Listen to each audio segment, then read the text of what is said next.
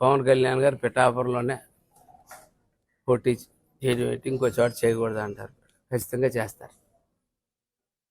జగన్ వచ్చి కాకినాడ రూరల్లో పోటీ చేయమని వదిలి, కడప జిల్లా వదిలి ఇక్కడికి వచ్చి పోటీ చేయమనండి. ఆ కొడుకుని పంచాయతీ రమ్మనండి ఇక్కడికి, ఈ జిల్లాలోకి వచ్చి ఇక్కడ పోటీ చేయమన్నాడండి. ఆయన పోటీ చేయమంటే ఆడు పోటీ చేసిన రోజు ఆ దమ్ము ఆడుకుంటే ఖచ్చితంగా మేము మారుతామని చెప్తా ఉన్నాను. కడపలో పోలింగులు మేము చూసాం, మేము వెళ్ళాం, చాలా పోలింగులకు వెళ్ళాం.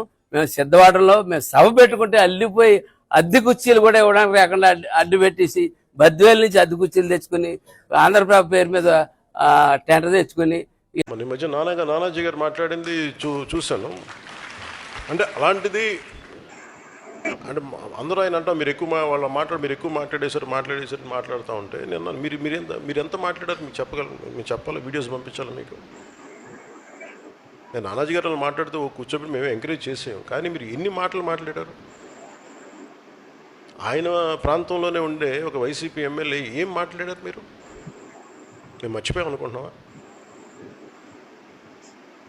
అంటే మీరు నోరు ఉన్నప్పుడు, మీ అధికారం ఉన్నప్పుడు మీరు ఇష్టానికి మాట్లాడేస్తారు. అప్పుడు మీకు అధికారం లేకపోయినా మీరు 11 సీట్లు వచ్చినా మీరు ఇంకా ఇష్టానికి మాట్లాడుతున్నారు. అది గొప్పతనం మీలో.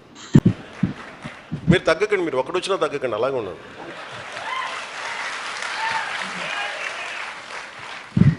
మీరు ఒకటి వచ్చినా తగ్గదు, అలా బలంగా ఉండండి. మిమ్మల్ని తగ్గమని ఎవరు చెప్పాడు?